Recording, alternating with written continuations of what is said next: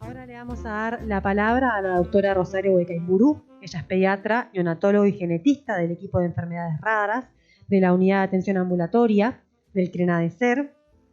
Ella va a estar haciendo la exposición sobre la atrofia médulo-espinal, la asistencia de excelencia como objetivos. Antes de darle la palabra, vamos a saludar a autoridades de BPS que están ahora en sala, al presidente, al vicepresidente, al gerente general, que vimos que estaba por allá por el fondo. Le damos la palabra a Rosario y luego sí continuamos con el resto de la jornada. Rosario, adelante. Quiero aclarar 3 cosas. 1, suelo hablar primero porque cuando uno habla de una enfermedad, la parte médica y el diagnóstico como que va primero. Es difícil hablar a último, porque después de la doctora Andrea González y después de las familias, no es fácil hablar. No es fácil no emocionarse cuando uno escucha a Pablo o a las familias, por lo tanto no me va a resultar fácil hablar. Segundo, mi nombre es Rosario, mi apellido, yo voy a decir cómo me presento todos los días de mi vida. Hola, ¿qué tal? Mi nombre es Rosario, mi apellido es irrepetible, pero es mi apellido, es Gesaimburu, y siempre hago el mismo cuento, un chiquito del BPS, un autista muy funcionante. Yo tengo un cartelito que dice doctora Rosario Gesaimburu, equipo de enfermedades raras, en el consultorio. Y un chiquito, un autista muy funcionante, ¿no? Él no parecía autista, tenía muchas conductas, pero no parecía autista. Entró y me dijo, yo sé por qué vos hacés raras. Y yo, que tenía un speech muy largo y muy lindo para todos los padres, que era cierto, quiero decir que es cierto, que era comprometerme y tratar de ayudar en esa odisea que tienen los pacientes con enfermedades raras, que se sientan acompañados. Cuando voy a empezar, me dice, porque tu apellido es raro. Así que por eso parece que me dedico a las enfermedades raras. Todo el mundo me conoce por el nombre. Mi nombre es... Pablo me trata de usted y me dice la doctora Rosario. Todo el mundo me conoce por el nombre, tengo la ventaja de ser la genetista, entonces es fácil ubicarme porque es Rosario la genetista. Eso es un poco, y estoy en el equipo de enfermedades raras. Un equipo que empezó hace muchos años con un proyecto que fue una idea mía de decir por qué no nucleamos gente que realmente, las enfermedades genéticas son todas muy complejas. Se fueron incluyendo compañeros, fuimos perdiendo compañeros que se jubilaron, y tengo una gran compañera, que es la doctora Susana Vivas, que es la neuropediatra, que es una amiga, como verán, que está de vacaciones, no sé con el permiso de quién, se fue de vacaciones, y por suerte hemos podido incorporar gente joven. La pediatra, que es la chiquilina del grupo, la nurse, que es nuestro todo, yo creo que casi me hace de madre también, y contar con el apoyo de las autoridades. Ahora van a ver qué cosas me pasaron. Me pasó que me pidieron que contara, yo no voy a colmar las expectativas de todo lo que tengo que decir, quiero que lo sepan, ¿no? Porque no era la idea. La idea es que tuve la oportunidad de concurrir a un evento internacional junto con Pablo, que hasta ese momento era el papá de Santi, hoy es un gran compañero de trabajo, hoy nos whatsappeamos todo el rato. ¿Y por qué pude concurrir? Bueno, porque me invitaron, porque la industria se acercó a dejarnos participar, entiende que existimos, y porque las autoridades me dieron permiso para ir. Entonces, la idea es lo siguiente, si yo me fui con el permiso y la licencia del lugar donde trabajo, ¿por qué no volver y contarles cómo me fue, qué vi, qué me pareció? Eso es un poco la idea, ¿tá? Igual primero se van a comer la masa de genética y de la enfermedad y de todo eso, que no lo puedo evitar. No tengo conflictos de interés, yo soy empleada pública, por lo tanto no percibo de nadie nada más que de mi empleador, que es el Estado. Como todos dijeron, son un grupo de enfermedades. AME5Q, ahora vamos a ver, es una del grupo. Es la más frecuente, es la que más conocemos, pero son un grupo de enfermedades. Y forman parte de un grupo de enfermedades neuromusculares. No es la única enfermedad neuromuscular que hay, forma parte de un grupo de enfermedades neuromusculares donde el problema está de acá, de donde sale la información, hasta el músculo, que es donde llega la información. Es como decir, necesito electricidad, cables y lamparita para tener luz. Si no, no tengo luz. Bueno, el problema puede estar en la electricidad, el problema puede estar en el cable, el problema puede estar en la lamparita quemada. AME5Q, que ahora vamos a ver, es una enfermedad que lleva a la pérdida de la electricidad de la neurona del asta anterior, que es quien le dice al músculo que se tiene que mover. El músculo está muy afectado, pero no está afectado. La lamparita funciona, la bombita no está quemada. Lo que pasa es que nunca recibe la orden de moverse y finalmente se atrofia. ¿Vieron lo que les pasa a la gente que se fractura un brazo o una pierna y se saca el yeso y el brazo y la pierna es la mitad que el otro? Porque como no lo movió durante mucho tiempo, se atrofió. Bueno, esto es, imagínense, no lo moví nunca, o lo moví muy poquito y después perdí esa función. Eso es, como dijo Andrea, lo que caracteriza a estos pacientes, la debilidad muscular, el compromiso muscular. Y vamos a ver que el compromiso de estos pacientes es músculo, es respiratorio porque nosotros respiramos por los pulmones y por los músculos, gracias, pero también es compromiso del centro que dirige la deglución y el habla. O sea que estos pacientes cuando hablan bajito. Los pacientes que no están traqueotomizados y logran hablar, hablan bajito. Y no hablan bajito porque quieren, hablan bajito porque es todo lo que pueden hablar, ¿no? Y comprometen una función que es importantísima, que a nosotros nos parece muy tonta, que es la de comer en familia, la de comer en grupo, porque no pueden comer por boca porque el organismo se confunde y lo manda por el tubito equivocado, ¿tá? Eso es un poco las características y lo más importante es que no tienen compromiso sensitivo, por lo tanto les duele. Si uno los pincha, les duelen las piernas, ¿no? No es como el paciente que tiene una sección medular, como uno ve en las películas que los pinchan y No. Estos pacientes no tienen compromiso sensitivo, por lo tanto me duele que me toquen lo que no se usa, ¿tá? Eso es una cosa que nos olvidamos. Como les decía, 5Q. No, y lo otro importante, que es lo que Bueno, pero ya empecé. Bueno, es que tienen vida propia. Bueno, lo otro importante es que cuando lo hizo Andrea dije, es Andrea. Después lo hizo Pablo y dije, es Andrea y Pablo. Pero ahora que soy yo, tienen vida propia. Están todas genéticamente determinadas, por eso yo formo parte del equipo. Yo formo parte del equipo porque hacer el diagnóstico, el 80% de las enfermedades raras son de origen genético.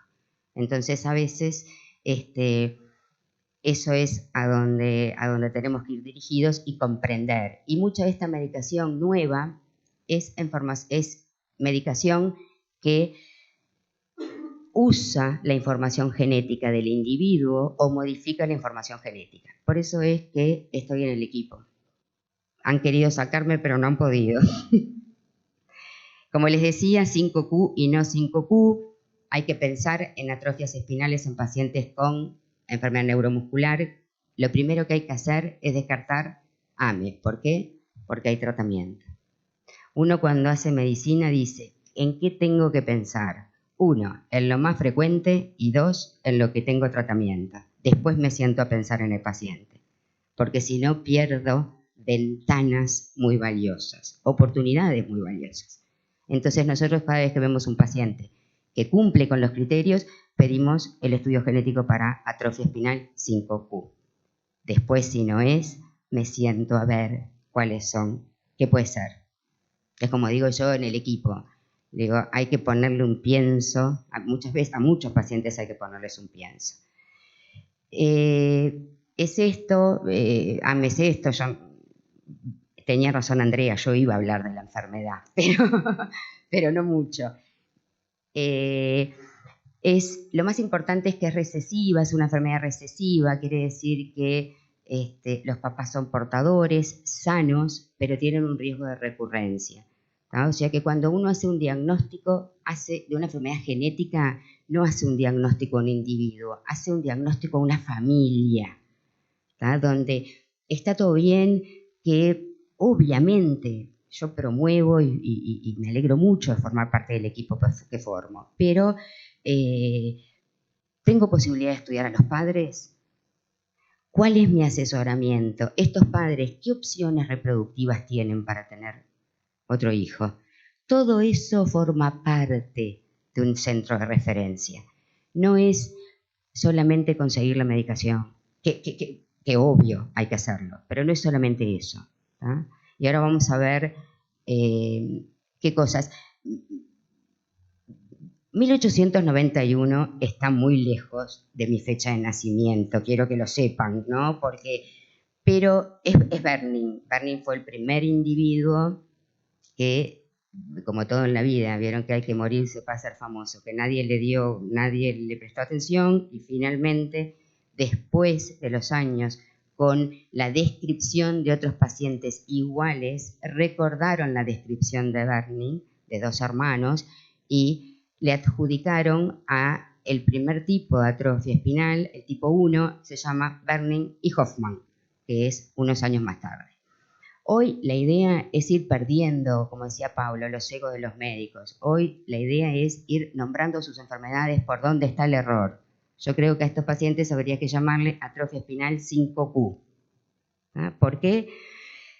Porque hay más de un tipo, no solo Bernin Hoffman, y porque en realidad no estamos siendo justos con todo el mundo que describió pacientes. Entonces, es a dónde va el mundo, a describir el error para que yo pueda, si vos a mí me decís, tengo un Bernin Hoffman, capaz que no tengo ni la menor idea de lo que tenés. Si vos me decís, tengo una atrofia espinal vinculada al cromosoma 5, capaz que no tengo ni idea de lo que me decís, pero por lo menos sé de qué me estás hablando.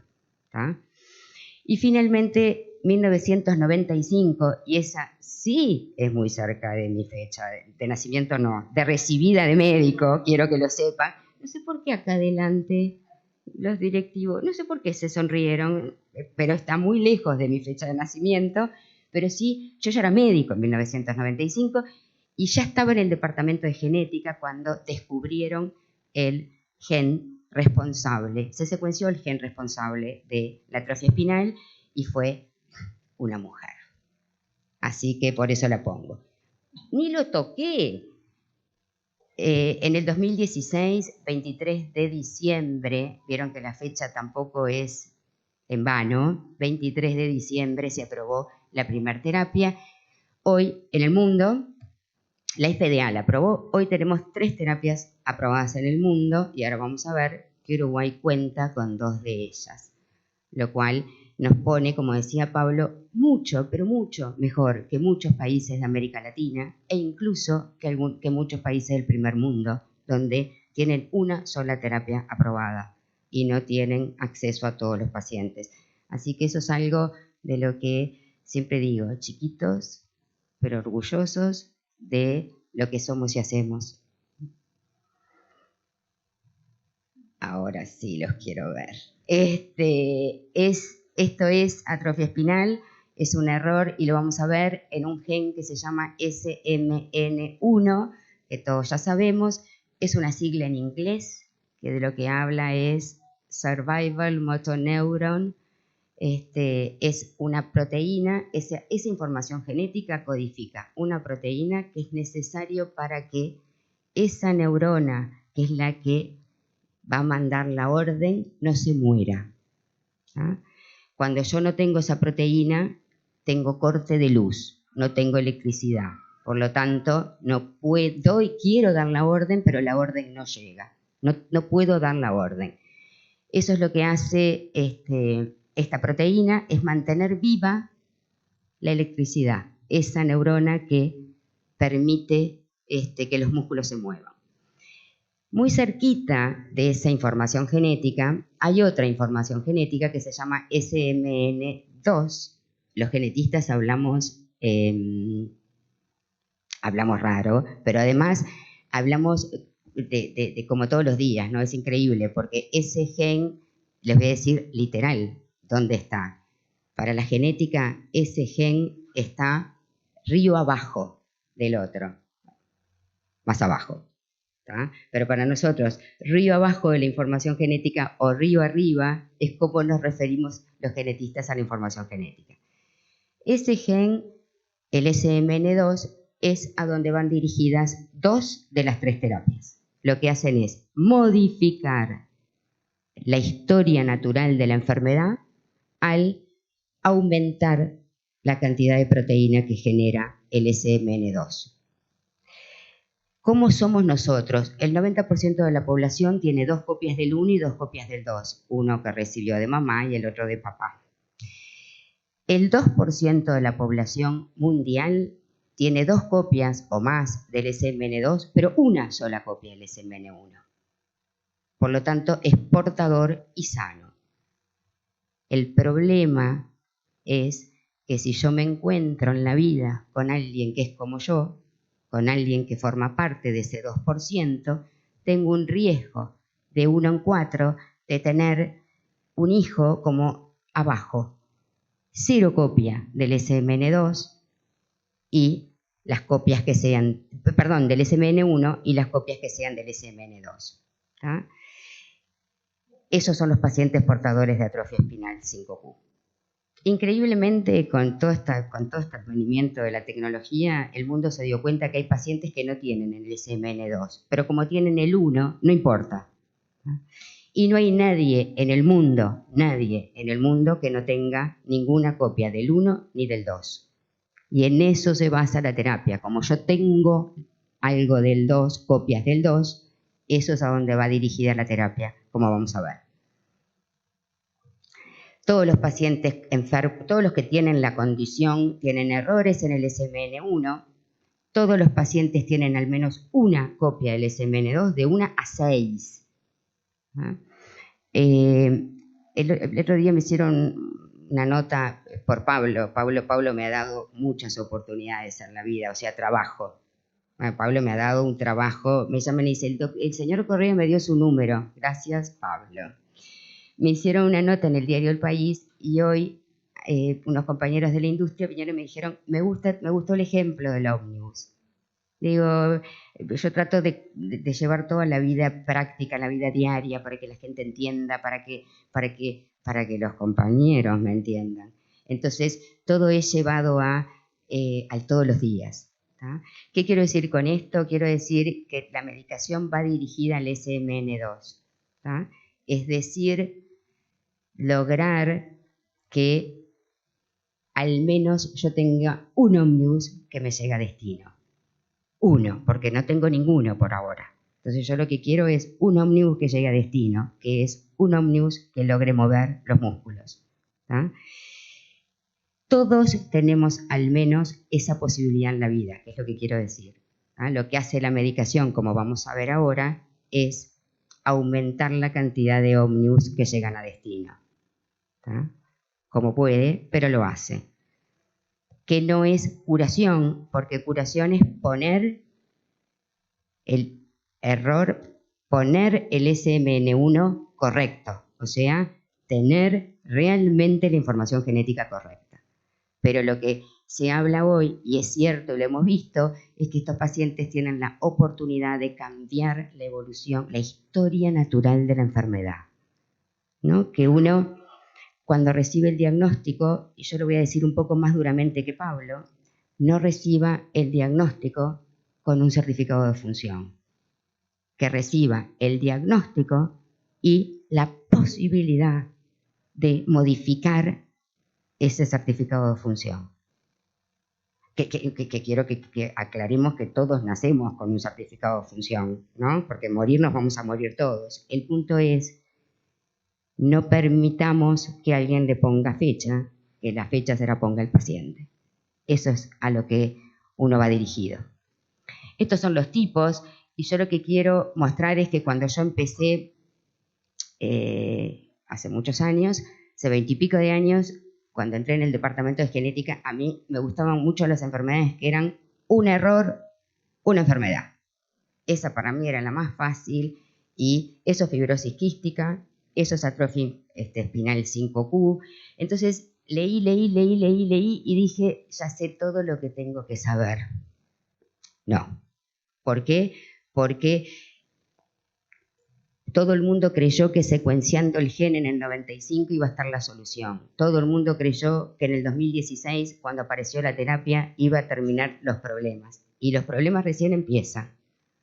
¿Por qué? Porque la terapia no es curativa, porque además de recibir la terapia hay que hacer otras cosas, hay que ir a fisioterapia, hay que tener los insumos, hay un montón de otras cosas que necesito además de la terapia, ¿no? Y lo bueno de todo esto es que el mundo no dijo, bueno, ahora alcancé, ahora me voy a sentar a juntar la plata que me va a dar todo esto, en el caso de la gente que tiene fines de lucro, que es lógico, pero no, siguió investigando, y al investigar nos dimos cuenta que las cosas se complicaron y que, por supuesto, nada es tan sencillo como uno cree. ¿Qué quiero mostrarles acá? Acá simplemente quiero mostrarles que el tipo de AME, como dijo Andrea, depende del hito motor alcanzado. ¿Tá? El otro día vino una señora a la consulta que me dijo, ¿qué tipo de AME soy yo? No sé, veamos. ¿Caminó? Sí. AME tipo 3.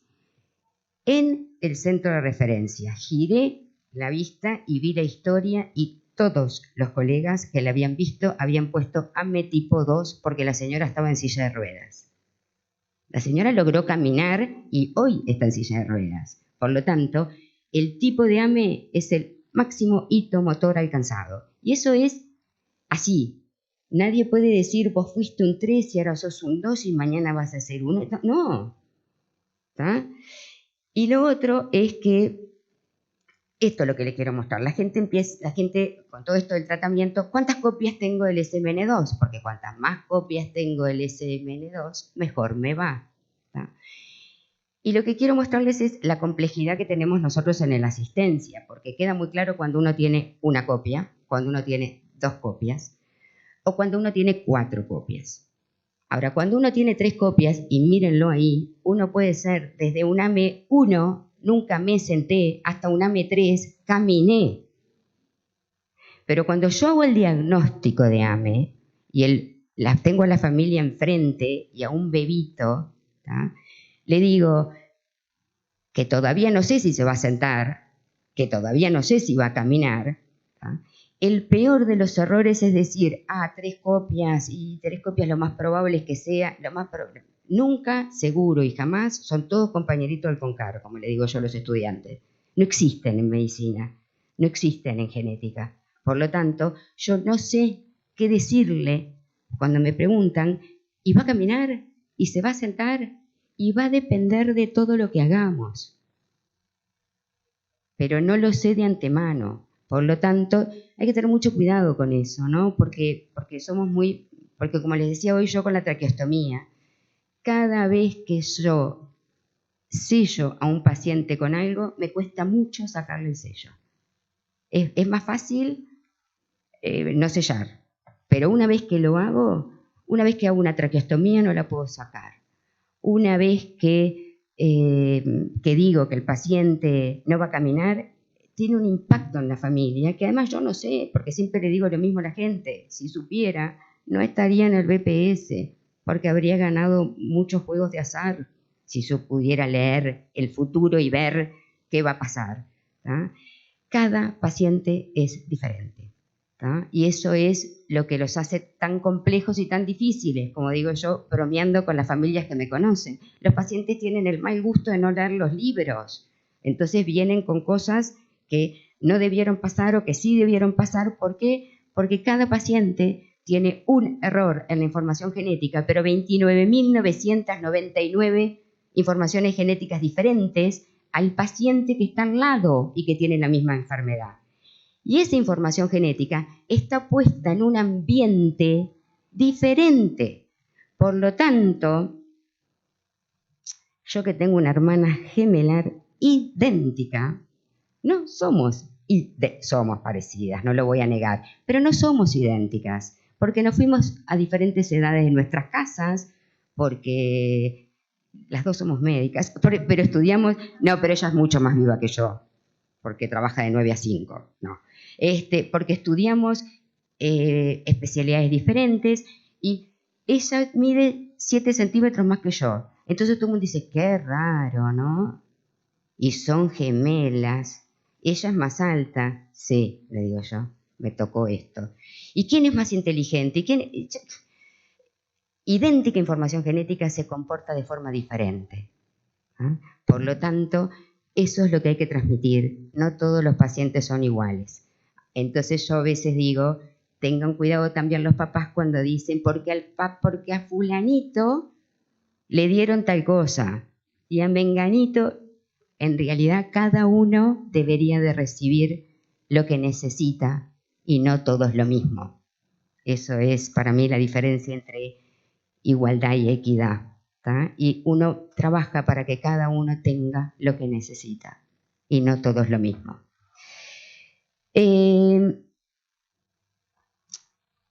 Es la información genética. Miren lo que es, ¿no? Qué increíble. Un cambio a una letra C en el SMN1, que la cambia por T. Todos somos así. Todos tenemos cambiado una C por una T en el gen ese que está río abajo. ¿tá? Pero ese cambio de una letra hace que el SMN2 saque a la calle 10 ómnibus que terminan el recorrido a la mitad y un solo ómnibus que llega a destino. Es así. Por lo tanto, todos nosotros, el SMN2 casi no funciona porque tengo un ómnibus cada 15 días que me llega a destino. Pero no somos un AME porque tenemos el SMN1 que saca ómnibus que llegan a destino todos los días a toda hora. ¿tá? ¿Por qué les muestro esto? Porque esto es atrofia espinal y esto es donde fue dirigida la medicación. ¿tá? Yo tengo una información genética que me saca una proteína de muy buena calidad y una información genética que me saca una proteína, y mírenme bien, igual, porque esos dos son autos. Entonces yo tengo un gen que me saca electricidad con buen voltaje y tengo un gen al lado que me saca electricidad de baja tensión. ¿Es lo mismo? No, no es lo mismo. Pero eso me sirve para que le llegue electricidad y yo pueda cambiar la historia natural. Y lo increíble es que esté hablando de electricidad cuando yo no sé nada de electricidad, ¿no? Pero es así. Estas son las terapias disponibles. Hay 2 terapias que modifican la enfermedad, como son, yo voy a hablar de nombres de principios activos, no de nombres comerciales, el Risdiplam y el Nusinersen, que lo que hacen es aumentar la cantidad de ómnibus del SMN2 que llegan a destino. Eso es lo que hace la medicación. ¿tá? No me produce el auto último modelo, me saca más autitos chiquitos a la calle. ¿tá? Y el Solgesp, dije que no iba a hablar de nombres comerciales, pero miren cómo se llama la terapia génica. Onacenogen Ave-Parvovec. Es imposible, es casi como mi apellido, imposible de repetir. Por lo tanto, la terapia génica sí pone la información genética, sí pone el auto último modelo, pero pone el auto último modelo sin modificar la información genética del paciente. Y como ven, esos redondelitos rojos, que se llaman episomas, lo deja afuera. La pregunta es, ¿cuánto tiempo va a durar eso que está afuera? Porque no es lo mismo que mi información genética. ¿Cuánto tiempo va a durar? ¿Me va a durar toda la vida? Bueno, hoy los pacientes llevan 5 años y se está planteando si no requieren de una segunda dosis. Entonces hay que tener mucho cuidado cuando uno dice es terapia curativa, porque con eso yo logro quizás decir, bueno, el Estado puede hacer una inversión importante, porque miren todo lo que no va a tener que invertir. No sé si es lo único, no sé si es la única vez que va a haber que darla, y lo más importante es que igual tiene que invertir en todo lo demás.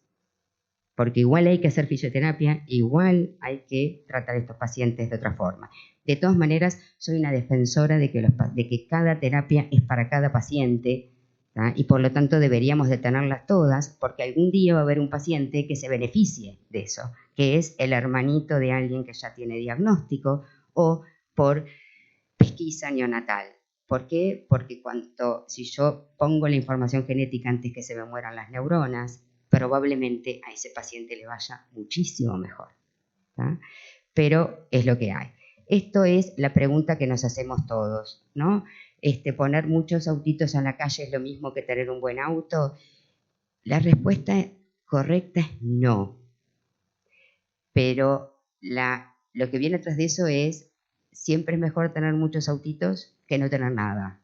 Así que esa es la indicación de la medicación. La indicación de la medicación es modificar el curso natural de la enfermedad, que lamentablemente la gente de mi edad ya sabe a dónde va.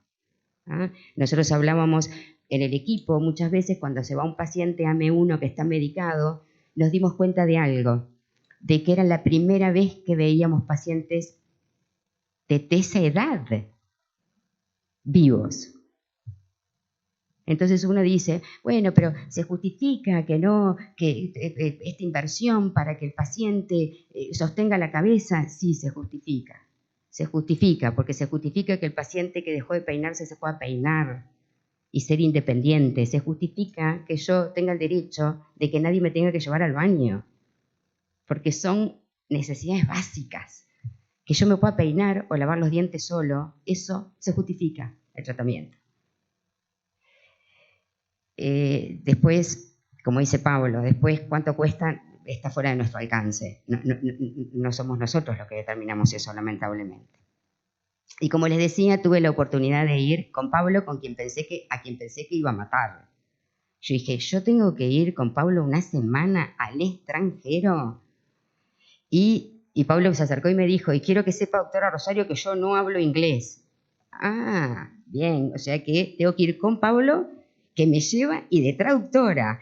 Yo dije, nos vamos a matar, esto termina mal, porque y les voy a decir qué cosas me pasaron en el primer mundo. Primero, me pidieron el carnet de vacunas, nunca me había pasado en ninguna parte, me pidieron en Estados Unidos el carnet de vacunas, lo miraron, tengo 4 Pfizer y COVID, lo miraron y dijeron, usted sí que está vacunada, porque claro, debemos de ser de los pocos países en el mundo que tienen tantas dosis COVID.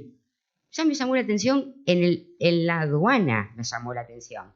¿Por qué? Como diciendo, vienen de allá abajo y tiene 4 vacunas, qué increíble. Ya en la aduana me llamó la atención. ¿A dónde fuimos? Se llama Cure SMA, vieron que Pablo dijo Curesma, se llama Cure SMA, que es una organización que junta plata para invertir en investigación y en las familias. Hay un Cure SMA Norteamérica y hay uno internacional que es en Europa.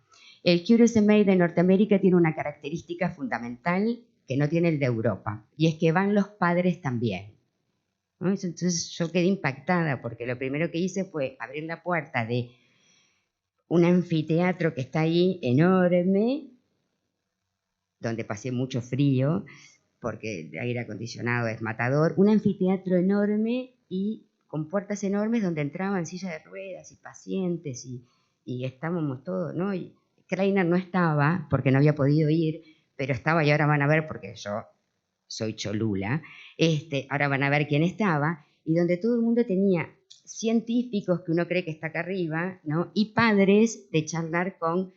Y ahí me di cuenta que había ido con la reina del carnaval, porque Pablo conoce a todo el mundo. Entonces era, venga doctora Rosario, venga que le quiero presentar, y así usted me dice qué dicen, venga que...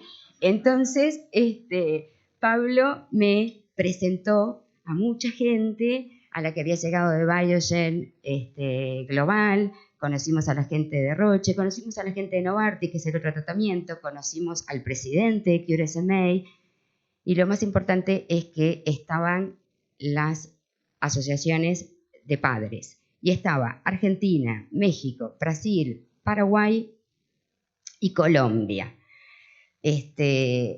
A lo cual eso te permite saber cómo está el resto del mundo. Y ahí es cuando llegamos acá con Pablo, ¿no? Cacique indio, llegamos acá, ¿no? ¿De dónde vienen? De Uruguay. Uruguay, sí, de Uruguay. Paraguay, no, Uruguay. Y en el correr del evento, cuando uno va contando lo que hace, cuántos pacientes tiene tratados, cuál es su experiencia, cuál es su título, y pasa así, ¿no? Y te dice, anda a hablar con la gente de Uruguay a ver cómo hicieron para tener la medicación en el país. Y para nosotros fue impresionante. Para mí entendí a Pablo, pude comprender a Pablo, que venía de cada uno de esos eventos, que me decía, doctora Rosario, tenemos que hacer esto, tenemos que hacer esto otro. Pablo, baja 5 cambios. Entendí un poco a Pablo, porque uno se desespera por tenerlo mejor, y es como se me ocurrió decir dónde estamos y a dónde quisiéramos poder ir. Entonces, ¿a qué conclusión llegué con dónde está Uruguay en todo esto? Era la primera participación médico-científica, el primer médico que iba de Uruguay. ¿Ah? Después había ido Pablo muchas veces, pero médico no había ido nadie. Por lo tanto, la comunidad científica no nos conocía, no sabíamos quién era. Ese es Uruguay, decían Kreiner. Sí, bueno, somos 3 millones, ¿no? Digo, sin el desmérito de Kreiner, pero habemos alguien más en Uruguay. Nos dimos cuenta que América Latina es una zona muy heterogénea, donde hay lugares que tienen mucho, y me di cuenta que nosotros estábamos en ese lugar. Uruguay era de los que tenía mucho en América Latina. Yo volví enorme, volví más alta, más grande, con más ganas de hacer cosas, porque te decían, pero 2 terapias tienen aprobadas, sí. Ah, no, nosotros no. Y tienen centro de referencia, y tienen equipo. ¿Y quién paga? El Estado. Tratar de explicarle a la gente que el Estado paga es tan difícil, porque te quedan mirando, ¿no?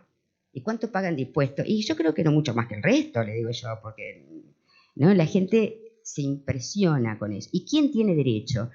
Todo el mundo que tenga que sea, los uruguayos, no, nosotros tenemos un paciente cubana, tenemos un paciente mexicano, que yo lo jorobo porque le digo que habla como Speedy González, y él me mira y me dice, ¿quién es Speedy González? Claro, ahí me doy cuenta, ¿no? ¿Quién es Speedy González? Le digo, es un ratoncito, anda a mirarlo, le digo yo. Tenemos pacientes de otras partes del mundo, ¿tá? Por lo tanto, ¿cómo estábamos comparados con respecto a América Latina? Después lo otro es que Europa, que uno tiene muy idealizado Europa, ¿no? A Europa le pasa lo mismo, ¿tá? España tiene lugares que están muy bien y lugares que están muy mal. Inglaterra tiene una perversidad en el sistema de salud que es muy difícil acceder a la medicación, pero uno siempre cree o pretende aspirar al primer mundo, ¿tá? Y a veces aspirar al primer mundo, yo decía, discúlpenme, no se ofendan, pero yo aspirar a lo de ustedes es empeorar. Así que yo no voy a aspirar a lo de ustedes, voy a aspirar a ser mejor, que me impresionó. En junio, esto fue en junio del 2022, Estados Unidos hacía algo que era, vieron que los norteamericanos son somos los mejores, y Estados Unidos hacía algo que a mí me tenía muy impactada. En junio del 2022 aplaudían cada 5 segundos, y era porque el 98% de los estados en Estados Unidos tenían pesquisa neonatal, que yo ya había estado maquinando esa idea, pero no me daba cuenta cómo llevarla a cabo. En agosto sacaron un comunicado diciendo que el 100% tenía pesquisa. Cuando me acerco a preguntar, me dicen, bueno, no va a ser posible en Uruguay, porque claro, porque para eso hay que tener una ley de pesquisa. ¿Una qué? Tenemos. ¿Y qué enfermedades se diagnostican? Esta, y el 98, más del 98% de los recién nacidos son pesquisados y tienen diagnóstico. Y yo atrás decía, y de Uruguay. Y no nos pusimos la camiseta, Pablo, de Uruguay para ir. Pero realmente tenemos pesquisa, así que esto es un debe que tengo con gracias a la gerente del laboratorio, cuando en el break le dije, tengo que hablar contigo, me dijo, ya tomé nota, porque así somos con Cecilia. Eso es una de las cosas que para mí es aspirar a la pesquisa neonatal. ¿Tá? Y lo otro es que tenemos 2 de las 3 terapias, eso les impactó a todo el mundo. Y la fortaleza que tiene la Asociación de Padres. ¿Tá? No solamente en Uruguay, sino que forma parte de una comunidad AME latinoamericana, donde Pablo tiene mucho, donde FAME tiene mucha intervención, y eso le llamaba la atención, le llama la atención que nosotros conozcamos el nombre de los pacientes, que Pablo me diga Rosario y que yo le diga Pablo, ¿no? Después, en el resto de los países, el médico está acá arriba, el paciente está acá abajo, y acceder acá no es fácil. Bueno, y eso ha sido un trabajo de Pablo, porque Pablo nos ha golpeado la puerta muchas veces. ¿Cómo estamos ahora? Pablo lo contó un poco y yo lo quiero recalcar porque me enorgullece recalcarlo. En este momento hay 12 pacientes tratados con nusinersen en el Centro Hospitalario Pereira Rosell, pero esos 12 pacientes están en el Crenadeser por alguna... perciben la medicación en otro centro, pero están asociados o concurren al Crenadeser por alguna otra prestación. O sea, nosotros conocemos a los 38 pacientes AME. Crenadeser conoce por alguna razón a los, o por los insumos, o por la fisioterapia, o por la piscina, o por incluso esos pacientes que no son tratados en nuestro centro. Nosotros tratamos 11 pacientes, o sea, casi el mismo número de pacientes, 6 de los cuales están con Ridisplan y 4 con nusinersen. Hay 3 pacientes tratados por su neuropediatra tratante, o sea, no reciben la medicación en ninguno de los 2 centros, la reciben en su prestador de salud. ¿Tá? Hay un paciente tratado con nusinersen en el extranjero, que ahora Paulo contó que era en Bélgica, y hay una paciente que recibe Ridisplan en el extranjero, que es una paciente que recibe Ridisplan en Estados Unidos. Pero si ustedes sacan la cuenta, claro, vos vas y decís, tengo 11 pacientes, y atrás habla Argentina y te dice, perdón, yo sé que hay gente de Argentina, te dice, yo tengo 101. Ah, le digo, yo tengo un montón. ¿Tá? Ahora, si yo saco la proporción de pacientes, nosotros tenemos el 70% de los pacientes con diagnóstico de AME tratados.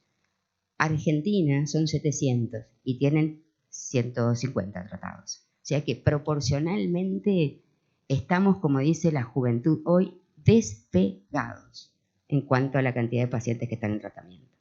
Que les dio trabajo mucho. Hemos ido a la gran mayoría de los juicios, sé cuánto trabajo da, sé cuánto nos enoja, que nos pregunten, porque te preguntan, y usted sabe quién paga, y usted sabe cuánto cuesta, y usted sabe, no me importa. Obvio que me importa, porque tonta no soy, pero bueno, pero lo necesita, porque con ese criterio, si el precio fuera todo, o si quien pagara fuera todo, y bueno, los médicos indicaríamos ácido acetil salicílico, que es barato, le hace aspirina. Pero, ¿me entienden a lo que voy? Es que no les ha resultado fácil a ellos y no nos ha resultado fácil a nosotros lo que tenemos. Eso también es una lucha. Todo lo que está pegado atrás son todos los pósters de todos los trabajos que hay hoy. Y ahora les voy a contar rapidito eso. Nosotros nos codeábamos con Pablo y decíamos, ¿cómo nos trajimos un póster? ¿Cómo no estamos acá? Porque hay que tener tiempo para todo eso. Y esto es lo que le quería mostrar. Para que veas, Pablo Correa, que tenés el mismo valor que el doctor Tiziano. Para que veas que las únicas 2 fotos que me saqué en el Congreso, una fue con Pablo, porque todos levantábamos algo que queríamos para nuestra comunidad. Y yo quise salud para todos por igual y Pablo pidió educación. Y nos sacaban fotos. ¿Tá? Cada uno levantaba el talón de Aquiles, una pancarta con lo que creía que hubiéramos levantado todas las pancartas con Pablo. Quiero que sepan que en un momento estábamos así, el fotógrafo dijo, tienen que dejar alguna. Bueno, pero porque todo falta un poquito, pero eso fue lo que busqué. Y al lado, y esto es un poquito lo que les quiero contar, está el doctor Tiziano, que es argentino, pero como Kreiner hace muchos años se fue de Argentina, vive en Barcelona, es jefe de genética, entonces para mí es como Suárez, ¿no? Es como Messi, porque es jefe de un departamento de genética molecular en el Valdebrón, que es un hospital universitario, y él mostró muy orgulloso un trabajo que es buscar un cambio de una letra por otra en el SMN2 para explicar por qué algunos pacientes que empiezan a la misma edad, con el mismo número de copias y con las mismas características, no les va igual. Entonces dijo, tiene que haber algo genético, y dijo, esto es el polimorfismo del SN2, que es ese. Dijo, lo voy a estudiar y presentó un trabajo espectacular. Bueno, nosotros tenemos todos los pacientes nuestros, los 11 pacientes estudiados con ese polimorfismo del SMN2. Entonces, es esa cosa de creer que valemos menos, no sé por qué, es decir, para ver por qué a los pacientes les va diferente. Tenemos a todos los pacientes que están en terapia en el CRENADESER estudiados igual que en el Valdebrón de Barcelona. Eso es Tiziano, que ganó la Reina Sofía, igual que tú, Ceci. Ganó el premio Reina Sofía, igual que nuestra gerenta del laboratorio, Cecilia Queijo. Esto fue un poco, vieron que estoy congelada, porque era verano, pero la temperatura era... ¿Y qué cosas se priorizaron en ese congreso que nosotros no tenemos o que quisiéramos tener? Primero la pesquisa, como le digo, decían pesquisa y todo el mundo aplaudía. Primero pesquisa, ¿tá?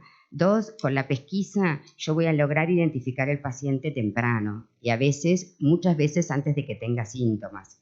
Entonces se habló mucho de qué es un paciente sin síntomas, ¿no? Porque cuando viene Pablo y me dice, no, porque fulana no tiene ningún síntoma, está bárbaro. Pablo, la tenemos que ver los médicos, porque capaz que no tiene ningún síntoma, pero tiene algún signo. O sea, capaz que no se dan cuenta, pero tiene un poquito de debilidad muscular. O sea que identificar bien el paciente presintomático del que tiene síntomas es fundamental, porque les va completamente y porque quizás la terapia por la que yo opte sea diferente. ¿Tá? Mejor clasificación del tipo, ¿viste? Porque no es lo mismo ser un caminador que camina con mucha ayuda que ser un caminador libre, pero están todos en el grupo caminadores. No es lo mismo ser un sentador, o sea, un AM2, y tener escoliosis y que no tenerlo. O sea, dentro de cada clasificación hay que reclasificar a los pacientes, porque no les va igual. Entonces vienen y te dicen, pero ¿cómo? Si yo soy un sentador, si yo soy un caminador. Bueno, pero no todos son iguales. Biomarcadores, encontrar la forma de ver la respuesta al tratamiento. Hay un solo de los laboratorios que estudió la cantidad de SMN2, para nosotros es implanteable hacerlo, por lo tanto buscar biomarcadores en sangre, en orina, donde sea, que me permitan saber si el paciente va a responder o no va a responder. Mejor y más homogénea forma de evaluar a los pacientes. Nosotros, eso es otra cosa que les impactó. ¿Dónde mandan ustedes a evaluar a los pacientes? Con la fisiatra. ¿Y dónde hacen todas las pruebas? En la Teletón. Sí, los de ustedes y los demás en la Teletón. Y el Uruguay en la Teletón. Y no me sacaban de ahí, ¿no? En la Teletón. ¿Qué quiere decir eso? Quiere decir que todos los pacientes están evaluados igual. Una de las cosas que comentaron es lo siguiente. El Tiziano, que trabaja en Barcelona, me dice, el problema es que mi paciente tiene 22 de 66 y cambia de comarca, no sé, creo que es comarcas en España, cambia de comarca y tiene 12 al día siguiente, o tiene 32. ¿Por qué? Porque son operador dependiente también. Por lo tanto, nosotros tenemos la suerte de tener todo homogeneizado, por decirlo de alguna manera. Y lo otro que decía Andrea es, nosotros estamos un poco enojados y cansados de ver que la medicación se evalúe por los puntos en la escala. ¿Cuánto mejoró en la escala? Yo sé cuánto mejoraron los pacientes en la escala, pero no es lo que me tenés que preguntar, cuánto mejoraron en la escala. ¿Cómo está el paciente? ¿Tá? Porque hay pacientes que no mejoraron nada y eso ya es mejoría, porque no empeoraron, y eso es lo que uno tiene que entender, primero. Y segundo, no mejoraron en la escala motora que vos estás midiendo, pero ¿sabés qué? Los papás dicen que se atora menos cuando come, los papás dicen que lo tienen que aspirar menos. ¿Saben lo que molesta ser aspirado? si yo les pusiera a ustedes, todos ustedes, un caño en la vía respiratoria. Movilizan mejor el intestino con la medicación. Y todas esas cosas no están medidas en ningún lado. Ya termino, porque no se me están aburridos, pero ya termino. Tratar en equipo multidisciplinario fue una de las cosas más importantes y tratar lo antes posible. ¿Cuándo? Lo antes posible. ¿Cuándo? Ayer. ¿Cuándo? Yo siempre digo lo mismo. ¿Cuándo? Lo antes posible. Si el paciente tiene síntomas, hay que tratarlo. El paciente que uno puede sentarse a ver qué hace es el paciente que está sintomático, que después lo podemos discutir. Pero el paciente que tiene síntomas es ¿cuándo? Ayer. Y con los juicios no ha sido fácil. Y con el COVID menos. Vieron que el COVID... ¿Qué hacemos nosotros? Y bueno, intentar conectarnos, intentar diagnosticar temprano, intentar estar en contacto, intentar adelantarnos a las complicaciones que pueden tener, intentar fortalecer a la familia que está haciendo las cosas bien. Eso es lo que hace el equipo, o desde el equipo, ¿no? Molestamos a fisiatría, le pedimos hora a fisiatría, molestamos a gastro, ¿Y cómo estamos formados? El equipo está formado por un montón de gente, porque al tenernos todos muy cerquita, ¿no? Al tenernos todos, levantamos el teléfono y cuando no me contestan, porque quiero que sepa fisiatría, acá voy a pasar quejas, quiero que sepa que fisiatría a veces no me contesta, entonces cuando fisiatría no me contesta, porque debe estar trabajando, voy. ¿Qué pasa? Quiero una hora porque, bueno, no, ok, bueno, porque viste que es más difícil que te digan que no presencialmente, es más difícil que te digan que no. Bueno, la doctora González la va a ver con sobreagenda. Bueno, ok, hasta luego. Después le mando un WhatsApp y le digo, es culpa mía, y si puedo, es culpa de Pablo. Yo siempre culpo a Pablo de todo. Nosotros, ¿cómo estamos formados? Por neuropediatría, pediatra genetista, licenciado en enfermería, psicología y trabajo social. Cada uno de ellos tiene un rol imprescindible sin el cual no podemos estar. Y ahora cuando hablamos de esto, de todo esto, nos dimos cuenta que no vamos a poder con todas las raras, ¿no? Porque es todo para todo lo mismo y nosotros queremos que todos los pacientes tengan lo mismo, la misma calidad de atención, ¿tá? Así que, bueno, va a haber que formar recursos humanos y va a haber que educar, o sea que investigar y educación son las dos patitas que nos faltan, que voy a aprovechar a pasar el aviso, ¿tá?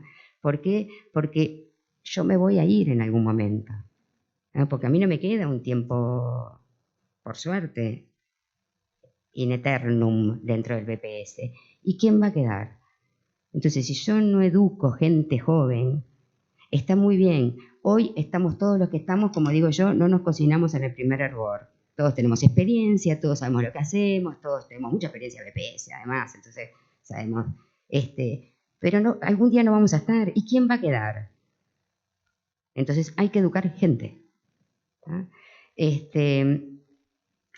Les quiero dar las malas noticias a las autoridades, que así está el mundo. O sea, hoy tenemos 3 terapias aprobadas, pero miren todo lo que está haciendo la industria farmacéutica para mejorar a los pacientes, lo cual para los pacientes y para mí es maravilloso, para ustedes también.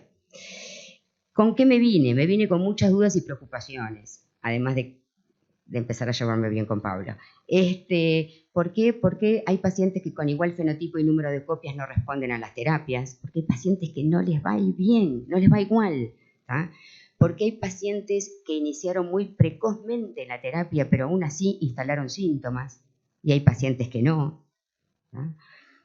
Poca experiencia en adultos. Nosotros perdimos un amparo. El único amparo que perdimos es en adultos. ¿Por qué? Porque la jueza entendió que no teníamos experiencia en adultos. Le digo, discúlpeme, digo yo, el mundo no tiene experiencia en adultos.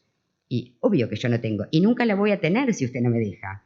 O sea, es cierto que hay poca experiencia en adultos. ¿Por qué?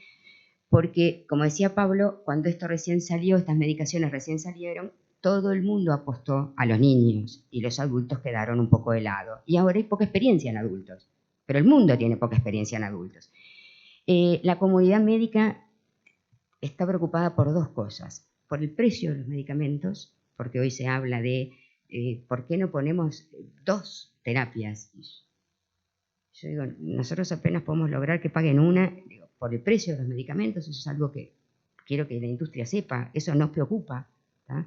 Y 2, porque los animales de experimentación son ratones y yo solo puedo generarles un AME1. Entonces, todo eso que se sabe en el mundo es de AME1. porque lo demás hubo que hacerlo con los pacientes, porque no puedo generar un ratón AME2, porque o le saco o no le saco la información genética, y el SMN2 es la única especie que tiene el SMN2, es la especie humana. Por lo tanto, no tienen ningún ómnibus que llegue a destino. Es una forma grave. Entonces, esa es la única, y a nosotros nos preocupa eso. Ya estoy, no, mi jefa está mirando el reloj. Compartimos los mismos problemas que el mundo, tenemos un gran porcentaje de pacientes que no responden y hay que establecer expectativas. Yo he leído amparos que la jueza dice, y te voy a dar la medicación fulanita para que vos logres caminar. No. Hay que establecer expectativas antes de empezar estas terapias. ¿Con quién? Con el paciente si es un adulto, con la familia si es un niño, y en el equipo. Y con los equipos. Esto es mi expectativa, esto es lo que el paciente quiere, y esto es lo que le puedo dar esto, sí, bien. Pero no generar expectativas o escuchar las expectativas del paciente. Y si el paciente cree que va a caminar y uno cree que no, bueno, ajustar, acercarnos para la terapia, porque después pasa que empiezan el tratamiento y lo quieren abandonar. Y son pacientes crónicos que no se toman vacaciones. Te preguntan, ¿y cuando me vaya de vacaciones qué hago? Se lleva la medicación. Y no se vaya de vacaciones, si la medicación es intratecal, no se vaya de vacaciones cada 4 meses. Ajuste un poco las vacaciones ahí, porque no se pueden tomar vacaciones. Y las terapias génicas, si no se acompañan de un tratamiento rehabilitador, no vamos a ningún lado. La gente cree que acceder a la medicación es todo lo que necesita. Necesita acceder a la medicación y acompañar la medicación. Yo pongo el siguiente ejemplo. No puedo pretender ir al gimnasio una vez por semana y tener los músculos marcados. No puedo. Yo lo pretendo, pero está mal. No se puede. Y yo le digo lo mismo a la gente. Ustedes no pueden decir, ahora que alcancé la terapia, todo lo demás no importa porque esto me va a permitir. No, tiene que ser acompañando con todo. Y hay que tener paciencia, que es lo que yo no tengo, no sé si se dieron cuenta. Hay que tener paciencia, hay que tratar los pacientes 1 o 2 años antes de decir que el paciente no responde. Entonces, cuando uno escucha a los colegas, no sé para qué tienen los pacientes en tratamiento si están igual. Esto es falta de educación. Hay que tener paciencia. Está demostrado que estas terapias demoran en actuar. Y a mí me gusta siempre terminar las charlas con esto. Si las genéticas fueran que todas las rayas verticales unidas con las horizontales dan cuadriculado, yo no tendría trabajo para empezar, lo que me preocupa mucho. Pero la genética es súper. Estas enfermedades son súper complejas y si no se ven en equipo, no se ven bien. Entonces, no importa qué experiencia tengo yo en la medicación, es qué experiencia tengo yo en trabajar en equipo y en darle a los pacientes todas las oportunidades que tiene. Entonces, en suma, nos falta un largo camino por recorrer, pero estamos bien y vamos bien, que eso es lo más importante. Eso es lo que yo quería transmitirles. Vamos bien, gente, estamos bien rumbeados, estamos bien dirigidos y estamos haciendo las cosas bien. Solo hay que tener paciencia para no quedarse en el camino con todos los escollos que uno encuentra. Informáticos, para empezar.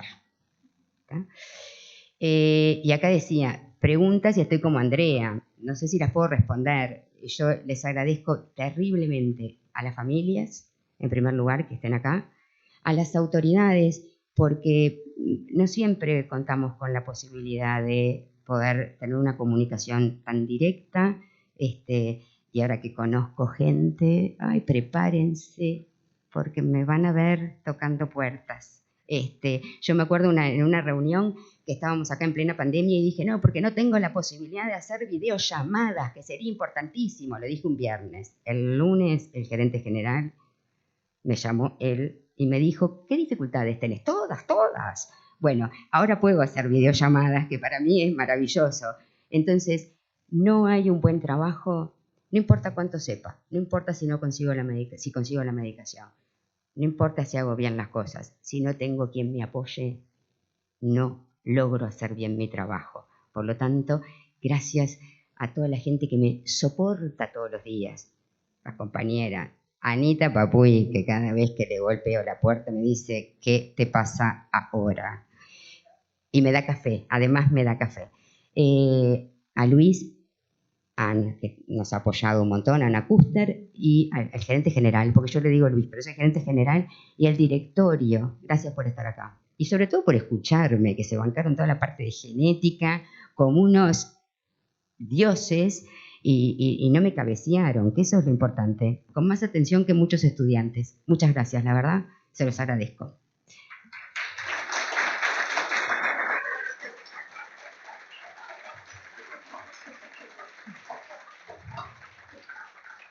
Le damos las gracias a la doctora Rosario Huesainburu, espero haberlo dicho. Bueno, mejor que mucha gente con la que hace 20 años que trabajo. Estás muy bien. La doctora genetista, o Rosario, como la conocen, ella comentaba, sus pacientes y la familia de los pacientes.